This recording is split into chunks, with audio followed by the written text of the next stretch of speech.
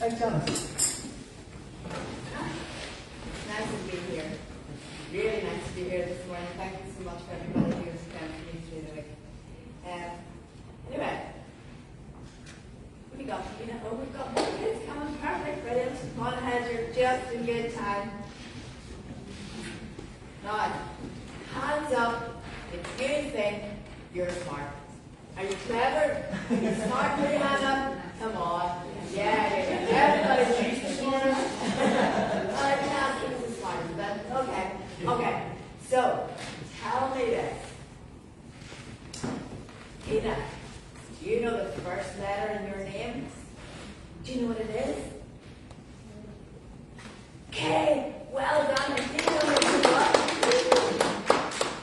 And hands up who knows 2 plus 2. That's too easy for you. Anybody? Do you know what 2 plus 2 is? This 2 and this 2, and that makes 1, 2, 3, 4. Is that right? But now, you see, that's okay when you're in P1. But as you get older, you might start to learn some more things. So I've got a special question for you. Are you smart? Remember you put your hand up when I said yes? Can you tell me what 10 plus 10 is? Can you tell me what, do you know your 5 times tables? Can you tell me what 10 multiplied by 5 is? Do you know that one? See, you are smart. Okay. Now this morning, I'm going to show you how smart I am. You just have to wait for a minute. I might not look very smart, but let's see. And see all these books I have? Now do I look smart? No? Okay, we'll get rid of those then, they don't really help. But you know, it isn't really about how you look, but I am going to prove to you this morning how smart I am. Right, who thinks I'm the smartest person here? Right, here's the test, okay? And I'm going to show you how smart I really am. Now, right. So I want you all, everybody here, adults as well, okay? I want you all to think of a number between 1 and 10. Don't tell me what it is, but think of a number between 1 and 10. Now I want you to double it. Okay, everybody done that? There, keep up there. I can pick a number. Yeah, okay. So now I want you to add 4. Okay, done that? Okay, now I want you to divide it by 2. Done that? Oh, you lost. Oh, I'll do it with you later. We'll go slowly and we'll do it later, okay? So now I want you to take away the first number that you thought of. Okay, everybody got an answer? Now I'm going to show you how clever I am because I know the answer that everybody's got. I know everybody's answer.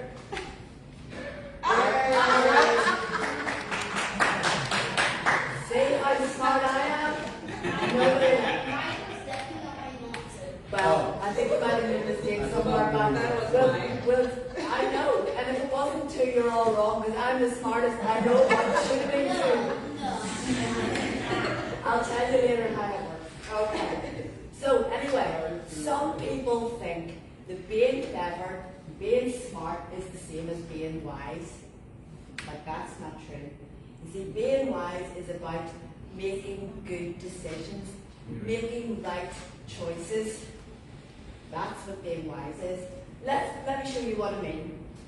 So if you had a choice of some chocolate or some fruit like an apple, what would you choose? Now remember, I'm really clever. I would choose chocolate.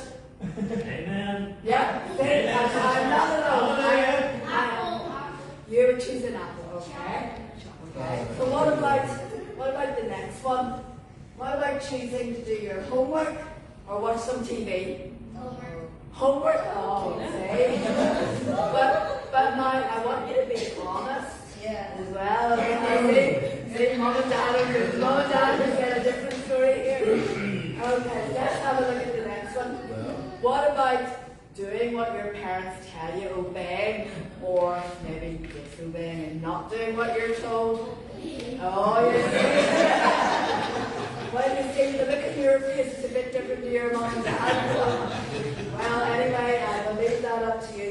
But see, the thing is, if you don't make good choices, you don't make wise choices, there are consequences. Okay? So we all know that if we always only eat chocolate, we're going to get bad teeth. Or we're maybe going to put on a bit of weight, or we'll be unhealthy. But we could make a wise choice and eat healthy food. And we all know there are consequences if we don't do our homework. Isn't that right? Yeah, what happens in school if you don't do your homework? You get into trouble. And what happens at home if you don't do what you're told? Right, you get into trouble. No, you don't, because you always do. Not like that. but that's why if you make unwise choices, if you make bad choices, then there are consequences. So let me tell you a little story.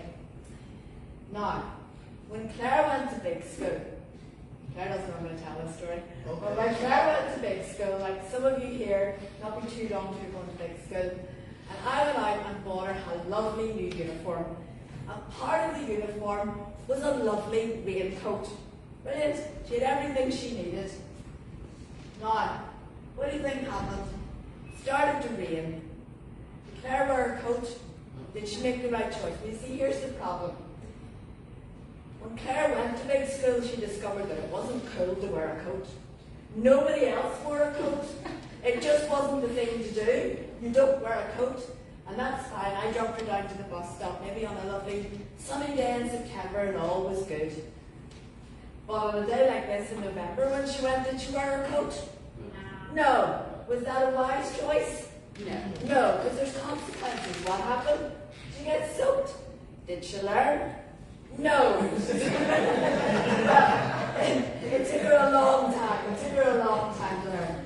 So there are consequences if you don't make good, wise choices. You know that we were thinking about a lot about David in the Bible, and we finished that series. So the next king was King Solomon, and he was David's son. And he was now king, but he was very careful to follow everything that David had taught him about following God, and he loved to worship God too. But now he was king of a nation, the nation of Israel. There was lots and lots of people, God's people. One night in a dream, God said to Solomon, "Ask me for anything you want, and I'll give you." Wow. Imagine you could ask God for anything. He could ask to be rich, he could ask to be famous, he could ask for lots of lovely things. But you know what he said? He said, "God, you were good to my father David, and now you're good to me, and you've made me king over all of your people." But he said, "I feel like a tiny child. I feel like I don't know how to do this. So what I'm going to ask is I'm going to ask for wisdom. I'm going to ask for you to help me to make wise choices so that I can rule your people well. I can rule them fairly and with justice. So all I'm asking you for, God, is wisdom." And God was pleased. He said, "Solomon, you could have asked me for anything. You could have asked me for fame and riches and all sorts of lovely things, but you've chosen wisdom. So I'm going to give you wisdom, but also I'm going to give you all of these other things as well." Solomon woke up and realized it was just a dream. But was it really just an ordinary dream? You see, God did give Solomon with riches, fame, but also he gave him wisdom. And today, this morning, now, thousands of years later, we're talking about Solomon because he's remembered for the wisdom that he had. I've got some more things to tell you later, but we're going to watch a video just now about what Solomon did.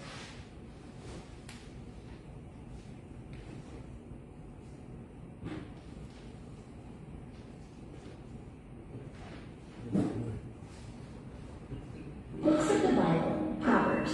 So part of that story is a book in the Bible called Proverbs, and it goes like this. The Bible is made up of all kinds of stories, poems, and letters, and it's all about God. The Bible has two parts, the Old Testament and the New Testament. The book of Proverbs is in the Old Testament, right after Psalms, but before Ecclesiastes. We call it a book, but it's really a group of 31 poems and sayings from ancient Israel. We know most of the Proverbs came from King Solomon because, well, it says so. When Solomon became king of Israel, he asked God for wisdom, and God gave it to him. Being able to know what's true and right and then actually do it, that's being wise, or having wisdom. Wisdom is what the book of Proverbs is really all about. Proverbs 9:10 says, if you want to become wise, you must begin by respecting the Lord. To know the Holy One is to gain understanding. In other words, all wisdom comes from God. So if we want to become wiser, we should try to get to know God better. One way to do that is to read, memorize, and practice the Proverbs. Some Proverbs help us remember to trust God, like Proverbs 18:19. The name of the Lord is a strong tower. The godly run to it and are safe. That means whenever we feel scared or worried, it's wise for us to talk with God about it and ask Him to take care of us. Picture someone running from danger, seeing a tall, strong tower in the distance and going toward it for safety. In the same way, God is always a safe place. Some Proverbs just tell us the truth about the world. In Proverbs 6, there's an ant who acts wisely because it stores up its food in summer. It gathers its food at harvest time. Like the ant, we can make wise plans for the future and work hard today. Some Proverbs are a little confusing or even unusual to us today, but they still show us something true. Proverbs 26:11 says, as a dog returns to his vomit, so fools repeat their folly. It's kind of gross to imagine, right? If it's so gross, why would a dog go back to it? That's sort of how God feels when He sees people sin, and sin some more, and then do it again. He wants to help us turn away from it and never go back. So some Proverbs show us God's wisdom for how we live and treat others. Proverbs 3:3 says, never let loyalty and kindness get away from you. Wear them like a necklace. Write them deep within your heart.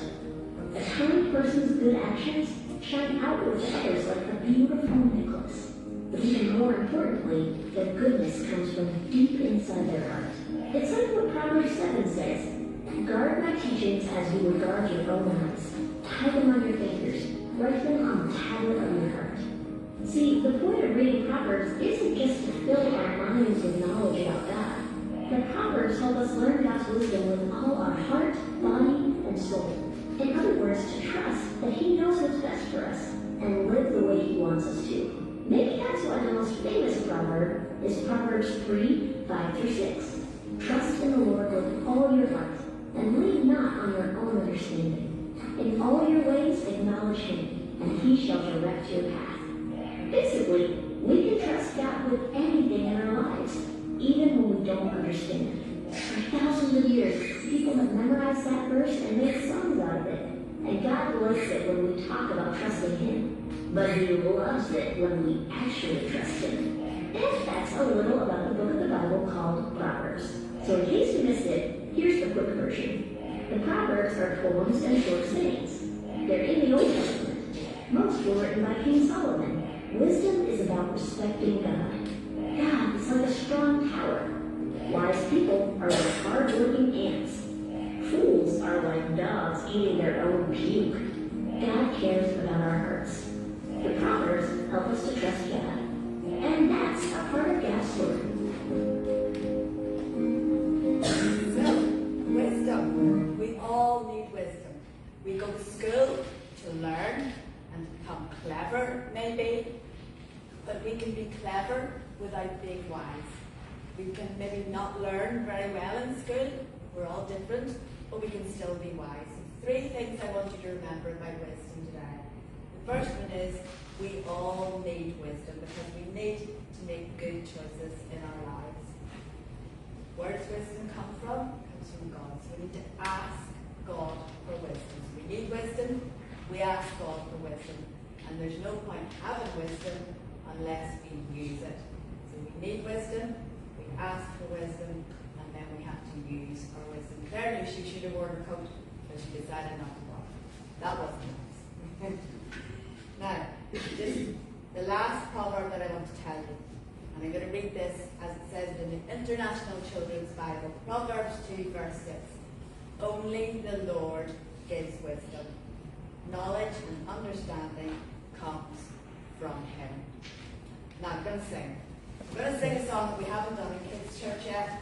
It's actually so old, I can never remember a time that I learned this. I probably learned it when I was about 2. Right? We haven't sung it in kids' church before because I like to think of the words and make sure that everything is right. And there's a part of this that I wasn't just too happy about. But it's in right, we know we've learned that we have to be right on the inside. So in right, outright, upright, downright, happy all the time. Does the Bible say we're going to be happy all the time? No. But the thing is, if you're right on the inside, with Jesus in our hearts, we can be happy because we know what he has done for us. We know that he has saved us if we have him in our hearts.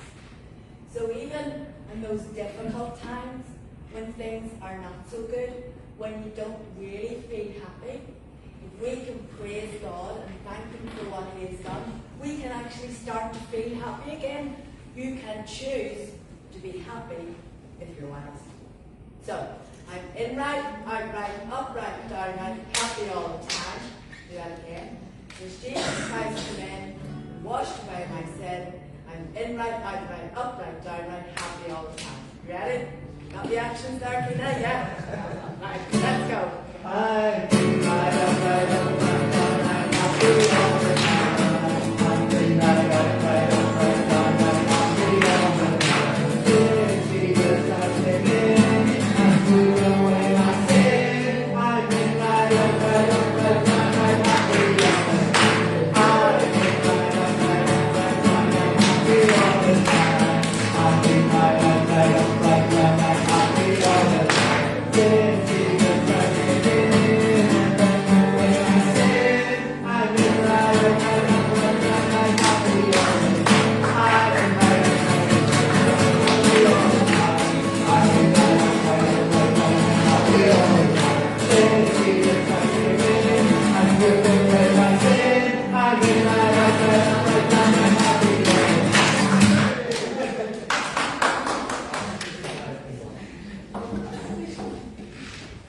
The next time we do it, we'll do it fast, Janice. I was just going to say there, did you remember we used to do it last week? Yeah. And here's where my puppy's got folded too.